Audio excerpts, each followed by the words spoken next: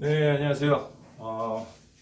2020년도 1학기 기계공학 CAD를 강의하게 된 임용훈입니다. 우선 이렇게 온라인 강의로 먼저 만나보게 돼서 한편은 반갑고요. 한편 여러 가지 아쉬움이 남지만 조만간 우리 상황이 좋아지게 되면 우리 캠퍼스에서 직접 교실에서 직접 강의할 수 있는 그런 날이 빨리 오길 기대를 해봅니다. 일단은 그 온라인 강의 한 2주간에 걸쳐서 지금 하게 됐는데요. 일단 기계공학 CAD에서는 사실은 가장 현장에서 널리 쓰이게 되는 CAD 프로그램에 대한 어떤 작동법이라든지 어떤 실질적인 도면을 제도하는 그런 방법에 대해서 이제 실습 위주로 이제 배우게 될 겁니다. 또한 우리가 단순히 어떤 CAD를 통해서 그림을 그린다는 것 자체도 중요하지만 사실은 우리가 이런 기계공학 설계를 한다든지 제도에 있어서는 어떤 약속된 어떤 그런 표준에 의해서 저희가 제도를 해야만 이게 통일될 수 있기 때문에 어떤 기계 제도와 관련된 어떤 표준적인 어떤 그런 규격, 표준 이런 것에 대해서도 사실 동시에 좀 공부를 해줘야 되거든요. 그래서 일단은 2주 동안은 우리가 현장에서 실습을 할 수 없기 때문에 일단은 거의 앞서서 기계공학에 있어서 어떤 기계 설계 제도의 중요성, 그다음에 최근에 이제 여러 가지 산업혁명, 4차 산업혁명 관련된 어떤 시장의 변화와 관련해서 과연 이런 기계 설계에 대한 지식과 스킬을 배우는 게 왜 중요한가 이런 부분에 대해서 조금 사전적으로 먼저 좀 한번 배워보는 그런 시간을 갖도록 하겠습니다. 그래서 2주 후에 이제 저희가 현장에서 강의를 하게 되면 아까 말씀드린 것처럼 현장에서 PC에서 실제로 오토캐드 프로그램을 실습해가면서 어떤 실질적으로 어떤 이 캐드를 가지고 도면을 제대해보는 그런 공부를 해보도록 하겠습니다. 강의 목표가 되겠습니다. 오늘 강의에서는 저희가 뭐 세부적인 어떤 기계 설계의 기법이라든지 이런 거를 얘기하기 전에 아까 말씀드린 것처럼 우리가 어떤 기계 요소나 기계 시스템 이런 것들을 설계를 함에 있어서 왜 우리가 이런 걸 해야 되느냐.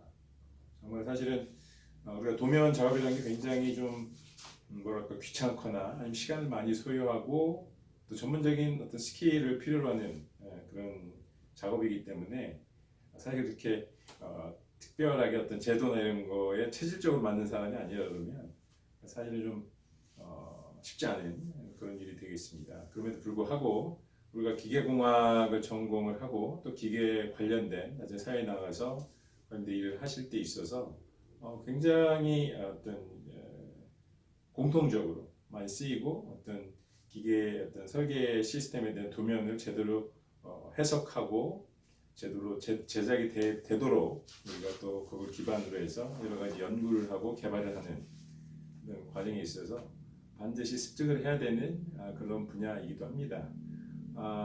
그러나 최근에 사실은 저희가 이런 그 어떤 제조업이나 기계 산업이 많이 침체가 됨으로 인해서 어떤 이런 것들이 혹시 우리 학생들 사이에서는 나중에 졸업을 하고 취업을 하고 나감에 있어서 사실은 현장에서 얼마나 예전처럼 이렇게 효과적으로 쓰일 수 있을까에 대한 의구심이 있을 수도 있을 것 같아요. 그래서 이번 강의에서는 최근에 이제 저희가 이슈화되고 있는 어떤 IT 기반의 AI 기반, 인공지능 이런 걸 기조로 하는 어떤 4차 산업혁명의 시대 많이 뭐 TV나 어떤 언론에서 아니면 많이 평소에 이제 회자가 되고 있기 때문에 과연 이런 그 급변하는 4차 산업혁명의 시대에 있어서 과연 우리가 앞으로 더 널리 쓰일 것인가 아니면 굉장히 이런 시대의 흐름에 변화에 따라서 앞으로는 좀 쓸모가 없을 것인가 이런 부분에 대해서 우리가 한번 고찰해 볼 필요가 있을 것 같습니다. 그래서 여기 나와 있는 바와 같이 최근에 이런 제조 분야에서 가장 이슈화되고 있는 부분이 사실은 스마트 팩토리라는 부분이 되겠습니다. 또한 제조업이라는 게 사실은 공장에서 많은 사람들이 모여서 여러 가지 공정들을 분업해서 분장해서 어떤 만드는 이런 전통적인 그런 공장의 개념이었는데 워낙 IT 기술과 시스템 기술 또 이런 어떤 기계 관련된 이런 기술을 발전하다 보니까 점차 이런 노동력을 기계가 대체하는 그런 시대로 지금 가고 있죠.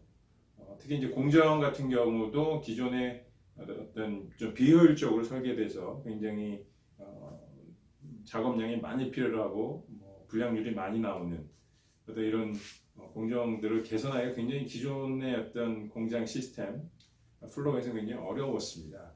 그래서 이런 부분들을 우리가 어떤 그 컴퓨터 공학적인 IT 기술 기반으로 해서 최적화해서 어떤 그런 공장에 있어서의 어떤 비효율성이나 어떤 불량이 나올 경우에 바로바로 대처할 수 있는 그런 쪽으로 가는 게 사실 스마트 팩토리 비즈니스의 한 큰 축이라고 볼 수 있는데 최근에 이제 기술 개발 단계를 넘어서 실제 공장에 현장에 이런 스마트 팩토리 기술들이 적용이 이제 본격적으로 되는 시대에 도입을 했습니다.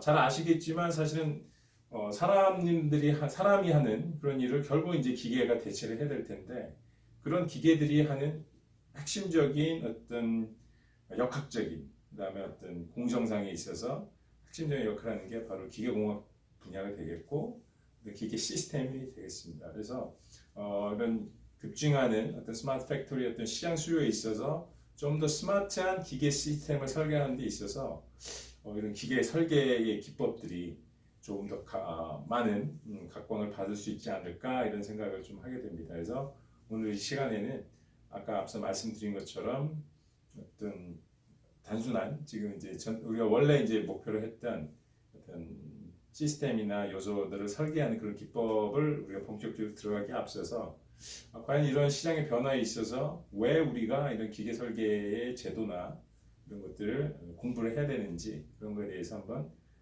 고찰해보는 그런 시간을 먼저 가져보도록 하겠습니다. 슬라이드는 예를 들어서 지금 좌측에 있는 어떤 우리가 그 기계 어떤 요소 부품에 대해서 실질적으로 저희가 CAD나 기계 제도 설계 제도를 이용해서 도면을 그린 예가 되겠습니다. 보시면 아시겠지만 언뜻 봐서는 사실은 과연 우리가 저런 걸 진짜 실제 상황에서 그려낼 수 있을까 이런 생각이 들 정도로 생각보다 좀 복잡해 보이긴 합니다. 언뜻 보기에는 큰 걱정을 하실 필요는 없습니다. 이게 굉장히 좀 이런 제도 기법이나 어떤 규격이나 하는 방법에 대해서 저희가 좀 익숙해지게 되면 아마 여러분도 이런 정도의 도면은 쉽게 그릴 수 있는 그런 상황이 될 것 같고요. 그렇지만 이제 아까 제가 여기서 말씀드리고 싶은 거는 이런 기계 설계에 있어서 이런 제도를 함에 있어서 도면을 그림에 있어서 어떤 표준, 규격화된, 약속된 규격에 의해서 제도를 하는 것이 굉장히 중요합니다. 왜냐하면 이런 도면을 가지고 저희가 실질적으로 물건을 제작하고 이런 걸 하게 될 텐데 그럴 경우에 어떤 표준이 없이 자기 나름대로의 기준을 가지고 도면을 그리게 된다면 굉장히 혼선이 있겠죠.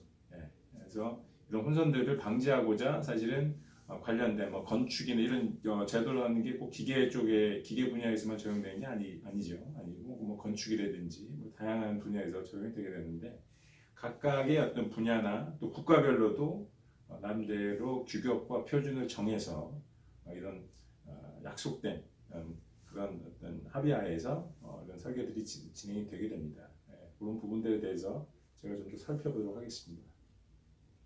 이런 것도 이제 다양한 기계 요소 장치나 요소 설비들이 있습니다. 그래서 그런 부분에 대해서 지금 도면을 나타내는 예가 되겠고요. 뒤에서 이제 차근히 말씀을 드리겠습니다만 3차원적인 물체를 2차원적으로 저희가 표현을 해야 되기 때문에 또 투상법에 대한 그런 것들을 어떤 배치를 해서 그려야 되는지에 대해서도 앞서 말씀드린 규격의 규정에 다 저희가 약속을 해놨습니다. 그래서 그런 약속에 따라서 저희가 제도를 하면 되고요. 그렇죠. 좀 더 형상이 복잡해지게 되면 그 도면상에서 구현되는 이런 도면들이 굉장히 좀 복잡한 양상으로 더 복잡하게 나타나게 됩니다. 그래서 저희가 어떤 이런 기계 설계 제도에 있어서 가장 중요한 것 중에 하나는 핵심 포인트 중에 하나는 과연 3차원적인 물체를 어떻게 도면상에 펼쳐서 2차원적으로 정확하게 틀림없이 내 그린 사람이 아닌 다른 사람이 보더라도 동일한 물건을 상상해내고 만들 수 있는지, 그러니까 정확하게 도면상에 올리는 것이 일단 가장 중요한 핵심적인 기술이라고 할 수도 있고 기법이라고 할 수 있겠고요. 반대로 저희가 이런 도면을 가지고 어떤 다시 제작을 역으로 우리가 한다고 생각을 해보면 이렇게 2차원적으로 구현된 평면, 측면 또 정면 이런 어떤 2차원적으로 구현된 이 도면을 가지고 어떻게 3차원 형상을 연상해낼 것인가 하는 어떤 그런 능력이라든지 이런 걸 키워야만 사실 이 분야에 있어서 어떤 전문가로서 자리매김을 할 수 있을 겁니다. 그래서 그런 부분들은 사실은 저희가 이제 앞으로 하게 될 어떤 CAD 프로그램이나 어떤 걸 통해서 단순히 저희가 그리는 뭐 약속에 의해서 규격에 의해서 나와 있는 대로 지시받은 대로 어떤 그렇게 그리는 어떤 스킬에 너무 집중을 하다 보게 되면 현장에서 필요로 하는 아까 말씀드린 도면으로부터 다시 역으로 어떤 물건을 유추해내는 그걸 통해서 다시 제작을 해내는 이런 부분들이 좀 간과될 가능성이 좀 있습니다. 그래서 그런 부분들은 여러분들이 조금 이런 단순한 수업에서 그런 걸 다 채우기에는 좀 한계가 있기 때문에 많은 경험과 어떤 프랙티스를 해서 그런 능력을 또 키워주시는 것이 어떤 우리가 사회에 나갔을 때 어떤 좀 능력을 인정받고 그 능력을 기반으로 우리가 취업을 하고 사회 활동을 할 수 있는 어떤 근간이 되지 않을까 하는 생각을 합니다. 그래서 그런 부분에 있어서 조금 유념해 주시면 좋겠습니다. 그래서 지금 뭐 사실 짧은 시간에 저희가 기계 설계, 기계 요소에 대해서 저희가 강의를 다 하기에는 좀 한계가 있기 때문에 어쨌든 순차적으로 이번 학기에 요 강의에 있어서는 사실은 핵심적인 이제 CAD 프로그램을 이용해서 어떻게 도면을 그릴까 하는 그런 거에 대한 게 이제 주요 목표가 되겠고요. 아마 이제 학년이 올라가면서 저희가 기계 요소의 어떤 설계, 기계 요소뿐만 아니라 기계 시스템을 설계하는 과목들이 많이 개설이 돼 있을 겁니다. 그런 걸 통해서 순차적으로 좀 배워나가면 되니까 너무 처음부터 욕심을 부리시지는 않아도 될 것 같고요. 특히 이제 저희가 기계 시스템에 있어서 가장 핵심적인 요소들이 있습니다. 사실은 여기 보시는 것처럼 우리 어떤 뭐 로봇이 됐든 아니면 뭐 물건을 만드는 어떤 시스템이 됐든 이런 다양한 기계 요소들이 서로 조합이 돼서 최고의 어떤 성능을 나타내야 되거든요. 그래서 보통 이제 저희가 여기 보시는 것처럼 5가지 요소로 좀 나눌 수 있겠는데 결합용 요소는 아마 잘 아실 거예요. 우리 흔히 아는 이제 나사, 뭐 너트라든지 또 이제 저런 어떤 구동축을 돌리기 위해서 구동축과 어떤 구동부를 이렇게 결합시키는 어떤 포인트 핀이라는 게 있고 또 키라는 것들이 있을 수 있고요. 뭐 관용은 뭐 사실은 뭐 되게 쉽죠. 우리가 어떤 배관, 뭐 유체나 이런 그런 것들 이송하는 배관이 있어야 되겠고 그 배관 속에서 그 유체의 어떤 흐름을 막거나 다시 흘려보내야 될 때 쓰는 이제 밸브라는 게 있을 수 있고 우리가 배관이라는 게 어떤 쭉 스트레이트하게 그냥 직선으로만 이렇게 갈 수 있으면 좋은데 뭐 경사가 있을 수도 있고 꼭 이렇게 우리가 커브를 틀어야 되는 그런 부분도 있기 때문에 또 그런데 필요한 어떤 이음 재료들 이런 것들 다양한 요소들이 있습니다. 그다음에 뭐 우리가 뭐 흔히 뭐 자동차에서 쓰는 뭐 여러 가지 브레이크 디스크나 이런 것 타입의 어떤 브레이크가 있을 수 있고요, 스프링이 있을 수 있습니다. 이런 것들이 사실은 기계 요소들의 어떤 진동이라든지 아니면 어떤 그 여러 가지 운동을 구동시키는 어떤 바이브레이션을 줄 수 있는 그런 또 요소로서 또 스프링이 어떤 대표적인 기계 요소라고 할 수 있겠고 이제 어떤 운동의 어떤 힘을 전달해 줄 수 있는 전동용 기계 요소에 있어서는 뭐 보시는 것처럼 대표적인 기어라든지 어떤 벨트와 풀리 이런 게 있을 수 있고요. 뭐 어떤 벨트나 풀리 같은 경우 사실은 좀 마찰에 의해서 구동이 되는 거기 때문에 슬립이 있을 수가 있잖아요. 근데 그런 걸 대비하기 위해서 우리가 뭐 체인과 스프로켓이 있을 수도 있고 여러 가지 이제 링크들이 이제 서로 이제 연결이 돼서 필요한 운동을 유발하는 링크 장치가 있을 수 있겠고, 뭐 자동차에 많이 쓰이는 캠 장치가 있을 수 있겠습니다. 그 다음에 이제 뭐 기계 설계 요소의 어떤 대표적인 마찰을 줄일 수 있는 그런 요소로서 이제 베어링이 있을 수가 있겠습니다. 베어링 같은 경우는 사실 굉장히 정말 핵심적인 어떤 기계 대표적인 기계 요소라고 할 수 있고요. 우리 흔히 봐서는 뭐 이건 누구나 할 수 있는 거 아니야 하는데 사실은 우리가 어떤 기계 시스템이나 어떤 기계 요소를 구동함에 있어서 특히 이제 높은 축동력이죠. RPM을 가지고 뭐 터빈이라든지 이런 것들을 우리가 돌리려고 할 때는 굉장히 회전 속도가 빠릅니다. 뭐 몇만 RPM, 몇십만 RPM까지 가기 때문에 사실 굉장히 위험하죠. 근데 사실은 쇠와 쇠, 어떤 기계 어떤 솔리드한 어떤 물질들끼리 이렇게 그렇게 굉장히 높은 상대 속도를 가지고 우리가 접촉을 한다 그러면 마찰이 생길 수밖에 없거든요. 어마어마한 마찰 손실로 인해서 사실은 마모가 생길 수도 있고요. 그다음에 이제 에너지가 굉장히 많이 소실되죠. 마찰에 에너지 많이 손실이 되는데 그런 것들을 획기적으로 개선시켜준 게 사실은 베어링 시스템이 되겠습니다. 실례로 저희가 어떤 터빈, 우리가 이제 발전을 하는 터빈 시스템에 있어서는 저런 그 베어링을 많이 쓰기, 기계적인 베어링을 많이 쓰긴 하지만 적어도 사실은 어떤 기계적인 마찰 또 윤활을 저희가 해주긴 하지만 완전히 그 고속의 어떤 회전체에 있어서는 몇만 RPM, 몇십만 RPM을 하는 고속의 회전함에 있어서는 저런 어떤 기계적인 어떤 베어링도 쓰긴 하지만 공기 베어링이라는 걸 쓰기도 합니다. 그래서 완전히 어떤 그 두 개의 어떤 기계적인 요소 사이에 공기가 어떤 버퍼 역할을 해서 직접적인 마찰이 이루어지지 않도록 해서 굉장히 축동력을 가지고 전기 생산율을 높일 수 있는 이런 기술들이 최근에 많이 개발되고 적용이 되고 있습니다. 근데 뭐 느껴서 아시겠지만 사실 굉장히 하이테크, 약간 고도의 기술력이 필요한 그런 기술이 되겠고요.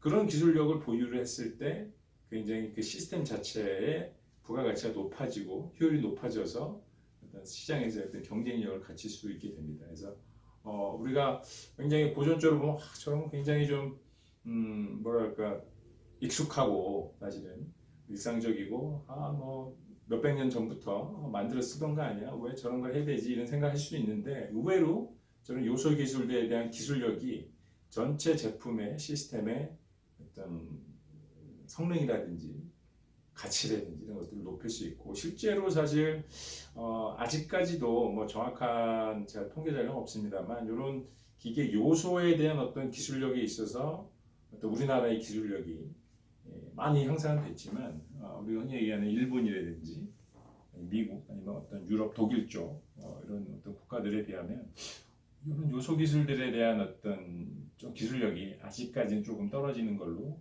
알려져 있습니다. 그래서 여러분들도 뭐 앞으로 뭐 이런 뭐 요소 기술에 뭐 개발하는데 관여를 하실지 안 할지는 뭐 아직은 확정은 되지는 않지만 생각보다는 굉장히 중요한 어떤 기술적인 산업 분야를 형성하고 있다. 이렇게 좀 이해를 해주시면 좋을 것 같습니다.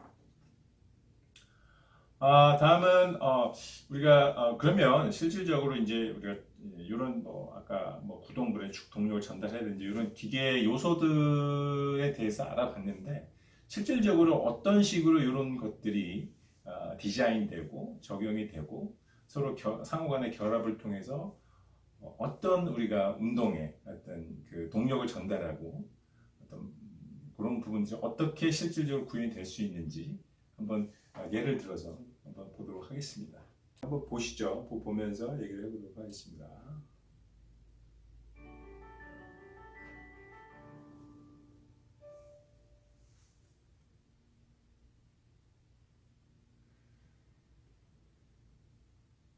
자, 아까 이제 체인과 스프로켓에서 또 구조가 되겠습니다. 그리고 사실은 연결 부위에 이제 링크들이 이제 연결되면서 사실은 굉장히 원하는 운동을 유발하기 위해서 아까 말씀드린 여러 가지 기계 요소들이 이제 조합이 돼서 운동을 유발을 하고 있는 그런 모습이 되겠습니다.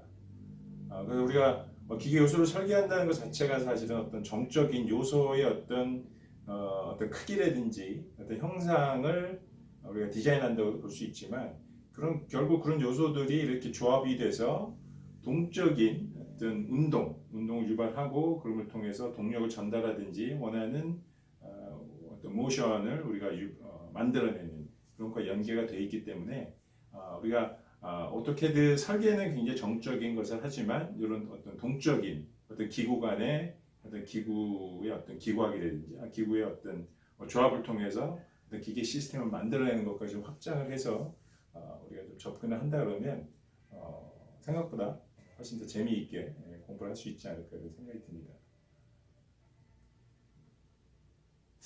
그래서 저희가 이거를 뭐 다 보면서 얘기하면 좋겠지만 나중에 이제 동영상 자료 발표 자료 이제 공유를 해드릴 테니까 보시고 싶으신 분들은 조금 더 상세하게 한번 다 보면 좋을 것 같아요. 전체가 지금 뭐 11분짜리 영상이라서 다 보기엔 좀 어렵고요.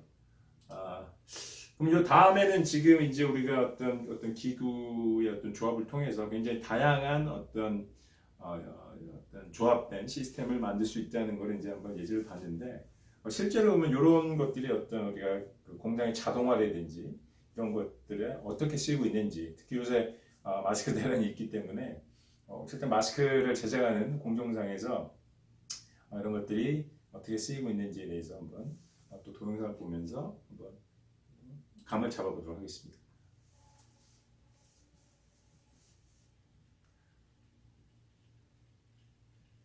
일단 어떤 마스크 재료를 이송을 하기 위해서는 결국 가장 좋은 것은 마찰을 이용해서 이송을 시키는 게 제일 좋고 어떤 구동부를 회전시켜서 일정한 속도나 어떤 일정 간격을 가지고 마스크 재료를 이송시키는 게 필요하고요. 또 어느 정도 지점에 갔을 때는 아까 방금 본 것처럼 이렇게 밀어줌으로 인해서 다음 공정에 넘어갈 수 있도록 해주는 게 필요합니다. 그리고 이제 여러 가지 이제 뭐 마스크 줄이라든지 이런 것들을 또 마스크에 연결하는 거 있어서도 예전에는 이제 사실은 이제 저희가 인력으로 사람들이 일일이 하던 거는 이제 굉장히 오래전 얘기고 사실 지금 굉장히 체계적으로 자동화된 공정을 통해서 정확하게 불량률을 줄이면서 이렇게 만들어낼 수 있는 거죠. 저기도 지금 보시면 아까 말씀드린 어떤 플리를 가지고 이렇게 마찰을 통해서 이송을 시키는 그런 요소들이 적용되고 있는 것을 쉽게 보실 수가 있습니다. 여기서 요것도 이제 동영상이 요건 이제 좀 짧네요. 네, 그래서 그런 공정이 되겠고 사실은 이렇게 굉장히 자동화된 공정을 통해서 우리가 마스크들이 신속하게 생산을 해낼 수 있고 그럼 또 청결하고 또 대량으로 이제 생산할 수 있습니다. 그래서 굉장히 이제 이런 자동화 시스템이 많이 돼 있는데 왜 이렇게 마스크를 저희가 구매하기 어려운지는 저도 아직 잘 모르겠네요. 자, 다음 동영상은 사실 이제 저희가 이런 현재까지는 어떤 그 기계 베이스에 그다음에 어떤 물론 이제 IT 기술도 들어가기도 합니다만 자동화라는 개념으로 지금 굉장히 산업 현장에서 많이 적용이 되고 있고 아까 보신 것처럼 우리가 얘기하는 어떤 기계공학적인 기계 요소들의 조합으로 그런 자동화하는 기기들을 굉장히 많이 만들어낼 수 있고 그런 거 있어도 굉장히 효율적인 기기를 설계하고 만드는 게 굉장히 중요하다는 걸 저희가 볼 수 있는데요. 아까 저 초반에 말씀드린 것처럼 앞으로는 이런 어떤 자동화의 오토메이션 단계를 넘어서서 어떤 스마트한 매니팩처링이 이루어질 수 있는 스마트 팩토리 개념으로 지금 많이 넘어가고 있습니다. 그래서 그런 관련된 동영상을 또 한번 보면서 말씀드리도록 하겠습니다. 이건 한 5분짜리 영상이니까 한번 같이 보도록 하시죠. 또 이런 좀 링크를 하다 보니까 좀 불필요한 어떤 그런 것들이 좀 연결되고 있긴 한데 그건 좀 무시해 주시면 될 것 같고요. 자, 다음으로 넘어가시죠. 네.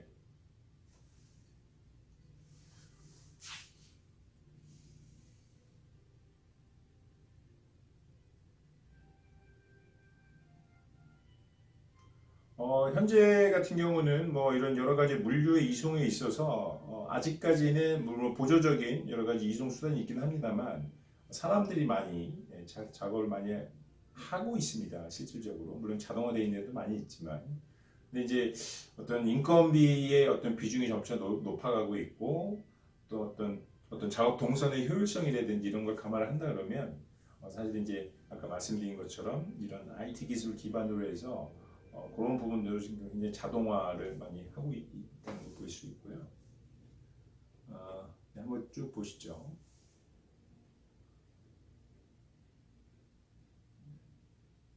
일단 개념 자체는 사실은 공장 안에서 필요하는 어떤 인력들을 좀 최소화하고자 하는 게 하나가 있겠고, 두 번째는 아까 말씀드린 것처럼 저희가 어떤 이런 거에 가장 핵심적인 건 사실 제품의 생산 아니겠습니까? 제품 생산을 얼마나 정확하고 빨리 원하는 수량을 맞춰서 불량 없이 생산할 수 있느냐, 그런 것들이 하나의 키가 되겠습니다. 그런 과정에 있어서는 어떤 기존에 사람이 하게 되면 일을 하면 할수록 사실은 어떤 숙련도가 높아지기 때문에 그런 어떤 숙련공들이 대우를 받는 그런 시대가 있었습니다만, 결국 굉장히 반복적인 어떤 작업들의 연속적인 공정을 이루어짐에 있어서 사실 기계나 로봇이 이런 걸 대체를 한다 그러면 굉장히 정확도도 높아질 수밖에 없죠. 그리고 어떤 정밀도를 요하는 어떤 그런 부분에 있어서는 사실은 최근에 어떤 기계적인, 그다음에 아까 말씀드린 메카트로닉적인 어떤 기술이 발전함으로 인해서 굉장히 정밀하게 오차를 줄여가면서 저희가 제품을 생산할 수 있는 그런 과정을 거치게 됩니다. 그래서 아까 말씀드린 것처럼 이런 스마트 팩토리라는 개념 자체가 사실은 기존의 어떤 사람이 행하는 일들을 좀 대체하는 오토메이션 작업도 있지만, 사람이 하기 좀 어려운 수준의 어떤 정밀도를 요하거나 아니면 공정상에 있어서 어떤 그 불필요한, 왜냐하면 저희가 자동차를 생산함에 있어서도 라인이 쭉 있는데 어느 한 공정에서 사실은 조금 지연이 되게 되면 전체 라인이 굉장히 피해를 보고 제품이 늦게 생산이 되잖아요. 그렇다고 있어서 어떤 제한된 시간 안에 그런 것들을 사람이 맞춰야 된다 강박관념이나 어떤 그 압박이 있으면 사실은 좀 대충대충 만드는 그런 부분들도 저희가 충분히 예상할 수 있기 때문에 어떤 그런 부분들의 어떤 공정 개선도 있고요. 이제 뒤에 이제 말씀을 드리겠습니다만, 어떤 어떤 획일화된 대량 라인에서 생산되는 대량 생산 기반의 어떤 생산의 어떤 그런 시장이 아니고 이제 소비자 맞춤형의 어떤 시장으로 저희가 변동이 일어나고 있거든요. 그런 부분에 있어서는 다양한 제품을 소량이지만 굉장히 빠르게 소비자의 욕구에 맞춰서 만들어내야 되는 그런 필요성이 대두가 되고 있습니다. 그래서 그런 부분들을 맞출 수 있는 게 이제 스마트 팩토리의 개념이고요. 또 공정상에 있어서 소요된 여러 가지 에너지 비용을 줄인다든지, 그다음에 중간에 어떤 라인상에 트러블이 생겼을 때 트러블 슈팅을 빨리 인지해서 대처함으로 인해서 전체 생산성을 늘리는 이런 부분들도 이제 스마트 팩토리의 한 큰 부분이 되겠습니다. 보시면 어찌됐든 그런 어떤 과정에 있어서 우리 어떤 기계적인 어떤 제품 생산 기기, 그다음에 어떤 그런 기기들을 구성하는 여러 가지 기계 요소들이 굉장히 좀 더 중요해지고 정밀도를 높임에 있어서 그런 기술 개발하는 것들이 굉장히 중요하다. 그런 부분들을 좀 말씀을 드리고자 합니다. 이 영상도 뭐 이제 좀 참고를 봐주시고요.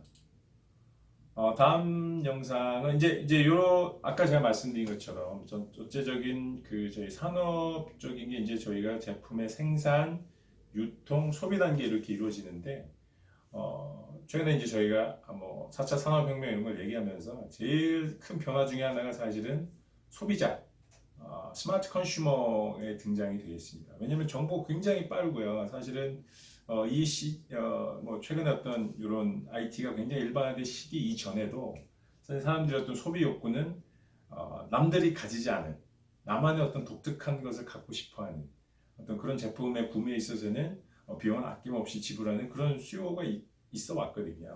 근데 아까 말씀드린 것처럼 기존에 우리가 어떤 산업을 지탱을 하는 그런 구조 자체가 사실은 대량 생산을 통한 어떤 제품의 가격의 단가를 낮춰서 많이 팔아서 마진을 그러니까 이윤을 많이 내는 이런 것들이 이전에 저희가 뭐 3차 산업혁명, 2차, 3차를 거치면서 그런 게 산업 구조라고 했다 그러면, 우리가 지금 흔히 얘기하는 4차 산업혁명의 시대에 있어서는 그런 패턴이나 체계가 확 바뀐다는 거죠.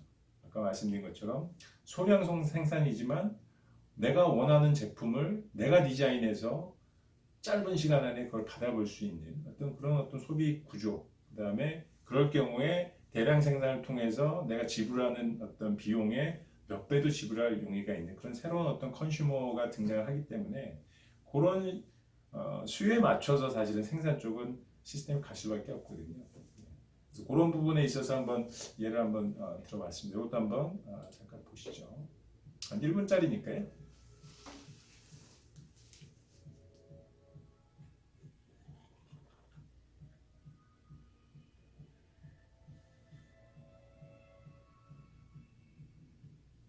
네, 뭐 스마트 팩토리라고 하죠. 아디다스는 스피드 팩토리라고 얘기를 하네요. 네.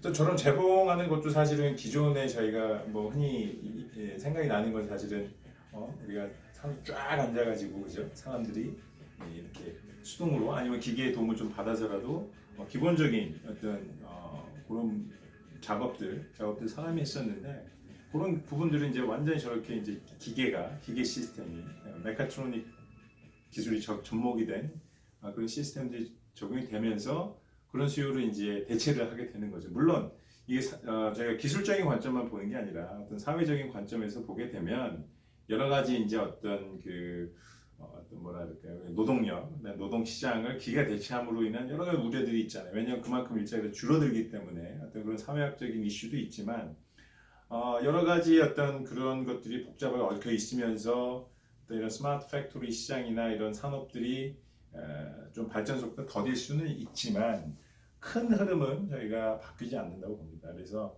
궁극적으로는 저런 것들이 조금의 어떤 주춤주춤하는 그런 건 있겠지만 어떤 기술의 진보에 따른 그다음에 시장에서의 어떤 수요 아까 말씀드린 것처럼 어떤 수요의 변동에 따라서 이쪽의 전체적인 어떤 구조 자체가 이렇게 좌지우지되는 그런 기본적인 특성을 우리가 감안을 한다 그러면 지금 우리가 얘기하는 이런 스마트 팩토리가 안에 어떤 단순한 특정 시기의 유행에 그치지 않고 앞으로 저는 제조업의 어떤 경쟁력을 갖추고 산업의 경쟁력을 갖추기 위해서는 저런 방향으로 어떤 혁명적인 그런 변혁의 시대로 갈 수밖에 없다 이런 생각이 들고 다행스럽게도 제가 좀 말씀드리고 싶은 거는 그런 데 있어서 우리가 어떤 아까 단순한 어떤 노동력을 투입하는 그런 인력이 아니고 이런 스마트 팩토리를 구성하는 어떤 기계 베이스의 메카트로닉 베이스의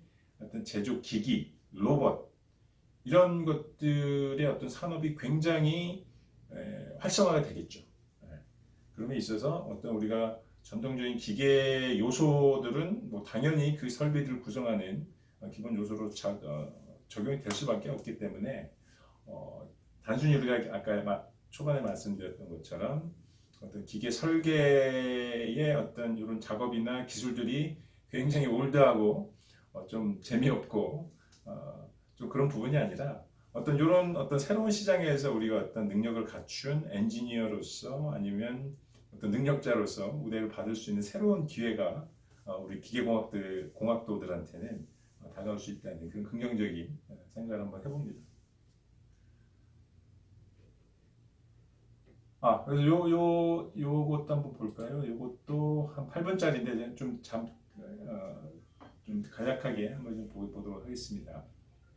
그래서 이제 아까 뭐 신발 공장 이런 것들도 있지만 아까 제가 지금 좀 전에 말씀드린 것처럼 뭐 어떤 섬유 제작이나 이런 거 있어서도 보신 것처럼 뭐 전체적인 어떤 생산 기계들의 굉장히 세부적인 요소 기기들은 전부 다 아까 말씀드린 어떤 기계 요소 기기들로 채워지게 되고 단순히 그것들을 어떻게 조합해서 어떻게 우리가 원하고자 하는 어떤 그런 공정을 만들어낼 것이냐 하는 것들이 사실은 굉장히 이제 앞으로 우리의 숙제가 되겠고 그런 부분들에 있어서 사실은 우리가 기계 오토캐드를 통한 어떤 도면을 그린 작업 위에 여러 최근에 많이 개발이 된 3000 캐드라든지 또 3000 캐드 기반으로 한 어떤 이런 설비들을 설계하는 그런 툴들이 많이 개발되어 있습니다. 그래서 그런 부분들과 좀 연관해서 저희가 좀 강의를 진행을 좀 한번 해보도록 하겠습니다.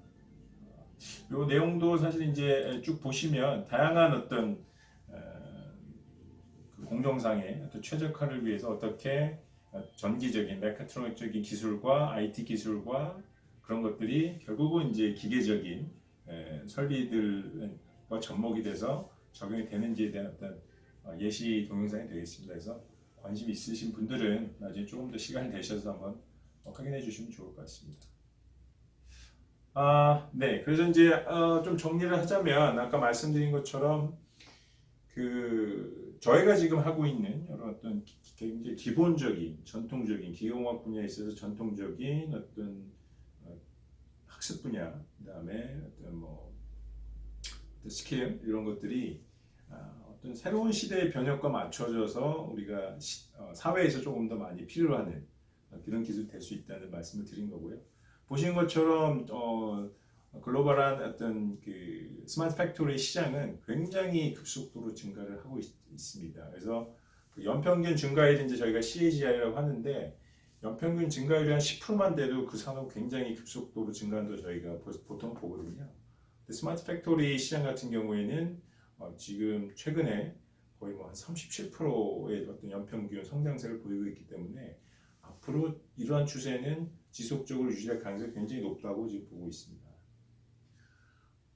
네, 그러니까 그 마찬가지로 이제 결국은 그런 기기들이 단순한 어떤 그 어떤 사람들을 대체하는 노무를 대체하는 그런 오토메이션을 통한 대량 생산의 단계를 넘어서 굉장히 정밀한 어떤 작업을 요하는 그런 걸 대체하는 로봇이라든지 아니면 어떤 다양한 공정들을 어떤 컴퓨터 사전에 개발된 어떤 컴퓨터 프로그램에 의해서 굉장히 적재적소에 이렇게 반응할 수 있는 어떤 로봇의 개념으로 이제 점차 대체가 될 것 같고요.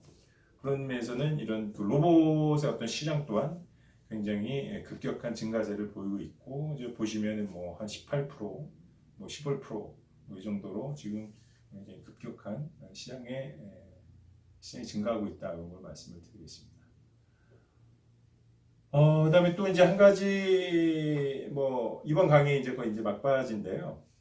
최근에 이제 3D 프린팅 기술이 많이 저희가 많이 접하셨을 거예요. 그래서 4차 산업혁명 시대에 굉장히 핵심적인 요소 기술로 예전에 아시겠지만 우리 그 최초의 우주인이었던 그 이소연 박사 이외에도 고산 연구원이 있었는데 그분도 사실은 그 일이 있은 후에 사실은 3D 프린팅 굉장히 선제적으로 뛰어들으셔서 굉장히 유망한 그런 분야라고 얘기한 적이 있었는데 실질적으로 그런 평가를 받고 있습니다. 그래서 이게 사실은 왜 중요하냐면 아직까지는 사실은 기존에 우리가 절삭이나 여러 가지 전통적인 뿌리 산업을 통해서 우리가 생산되어 왔던 이런 기계 요소들을 사실 이제 3D 프린팅을 가지고 굉장히 복잡한 형상의 어떤 요소들도 저희가 쉽게 만들어낼 수 있는 그런 기술이거든요. 그래서 제가 알기는 아직까지는 이제 3D 금속 프린팅이라는 기술도 있긴 하지만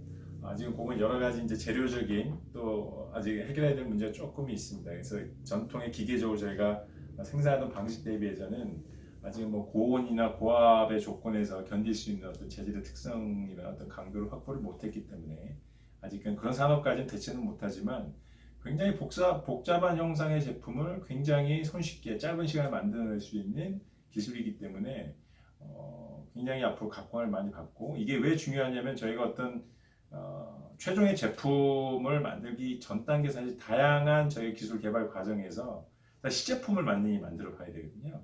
근데 시제품이라는 건 사실은 굉장히 어떤 대량 생산이나 금형을 만들어서 대량으로 찍어내는 게 아니기 때문에 생산 단가가 굉장히 비쌉니다. 몇 천만 원, 심지어 뭐 몇 억까지 하기 때문에 저희가 최적화된 어떤 설계의 결과를 도출하기까지 시제품을 몇 번의 시행착오를 거치느냐가 사실은 그 연구진들의 어떤 능력, 그 다음에 내가 만약에 어떤 회사의 CEO라 그러면 그런 것들 굉장히 많이 해서 비용을 많이 소모하는 그런 작업자나 아니면 연구개발자는 별로 좋아할 것 같지 않아요. 그만큼 사실은 그 단계에서 비용이 많이 드는데 이 3D 프린팅은 그런 어떤 목겁이나 시제품들을 굉장히 짧은 시간 안에 특히 굉장히 복잡한 형상의 경우도 쉽게 만들어낼 수 있기 때문에 그런 부분들에서 앞으로 굉장히 각광을 많이 받을 것으로 예상을 합니다. 이 프린팅 분야는 사실 아까 말씀드린 것처럼 뭐 저희가 기계적인 관점에서 기계 요소 기술들을 뭐 좀 복잡한 형상을 빨리 만들어 볼 수 있다는 이런 단계를 넘어서 사실은 어떤 그 4차 산업혁명 시대의 유통, 제조, 생산, 소비의 어떤 혁신을 이끌어낼 수 있는 그걸 뭐랄까요 견인할 수 있는 그런 기술 요소로서 인정을 많이 받고 있습니다. 그래서 아까도 말씀드렸지만 저희가 기존에 저희가 뭐 3차 산업혁명 시대 현재까지 어떤 대량 생산의 시대에 살고 있다면 앞으로는 특수한 개인의 성향에 맞춘 소량 생산 쪽으로 갈 거고요. 그 다음에 생산자가 어떤 전체적인 제품을 기획을 해서 우리가 어떤 공급을 한다기보다는 소량이지만 또 주문자의 니즈에 맞춰서 빠르게 생산을 해줘야 되거든요. 그러면 이제 아까 제가 말씀드린 것처럼 저희가 기존에 대량 생산 개념을 했을 때 사실은 어느 정도 최적화된 제품을 대량 생산할 수 있는 라인업이나 제조 라인업을 깔아서 대량으로 판매하는 그런 것들이 현재 어떤 사업 모델이었는데 이제 수요에서 이제 그런 제품들은 안 산다는 거죠, 소비자들이. 물론 뭐 일부는 계속 쓰긴 하겠지만 저희가 소비 구매력이 있는 그런 소비자들은 굉장히 자기의 맞춤형, 자기만의 어떤 독특한 시그니처 개념의 어떤 그런 제품들을 원하기 때문에 그런 제품들을 만들어내서 판매를 하려면 사실 기존의 방식으로는 사실은 대응이 안 되는 거죠. 왜냐하면 워낙 그 금형 자체나 이런 것들 만들고 그런 공정들, 제품 생산 공정들을 만드는 것 자체가 굉장히 비용이 들어야 되는데 일정 수량, 대량 생산의 판매를 통해서 일정 규모가 되지 않으면 사실은 사업화가 되지는 않았던 게 기존의 방식입니다. 그렇지만 이런 3D 프린팅 기술이나 이런 것들이 적용이 된다 그러면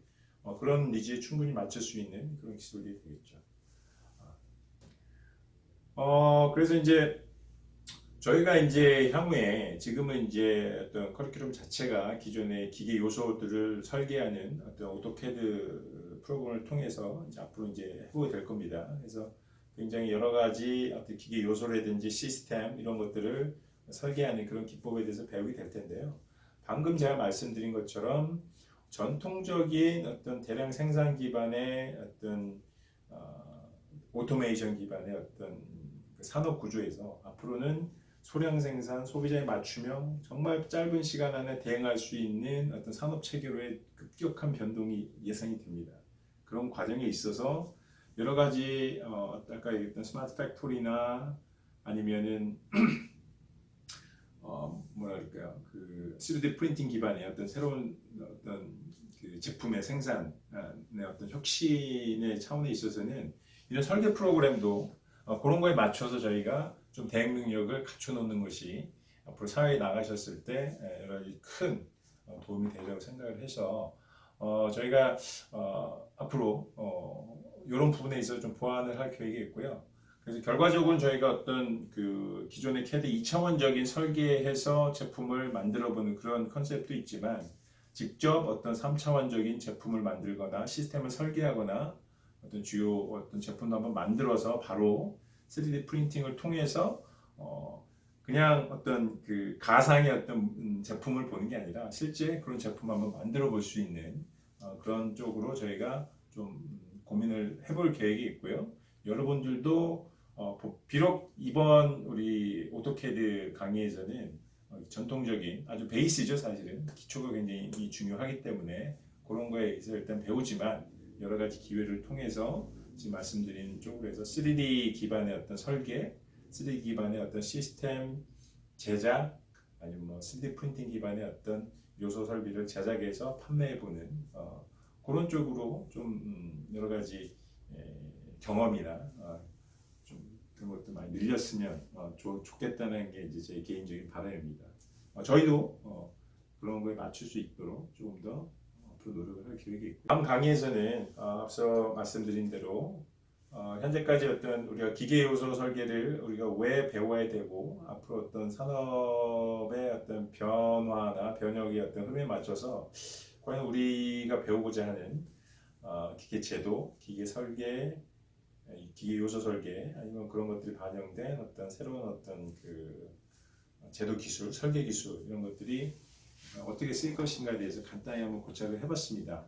그래서 다음 시간에는 저희가 아직은 저희가 실습을 할 수 있는 여러분들이 등교를 하셔야 실습을 할 수 있기 때문에 일단 앞서 말씀드린 것처럼 기계재료 기초 이론에 대해서 저희가 한번 배워보고 왜냐하면 도면을 저희가 어떤 그린데 있어서 아까도 말씀드렸지만 제가 내 기준대로 내 편한 대로 그러면 안 되잖아요. 그래서 어떤 기준이 있고 어떤 규격이 있고 어떤 약속들이 있는지에 대해서 한번 보고요. 여기서 도면의 작도 방법 그 다음에 실질적으로 아까 핵심적인 기계 요소 및 기계 요소를 어떻게 제도하는지에 대해서 간략하게 좀 더 숙지를 해보고 그 다음 시간부터 저희가 실질적인 CAD 프로그램을 가지고 도면 그리는 어떤 기법이라든지 기술에 대해서 배워보는 그런 시간을 갖도록 하겠습니다. 네, 오늘 수고하셨고요. 오늘 강의는 여기서 마치도록 하겠습니다. 수고하셨습니다.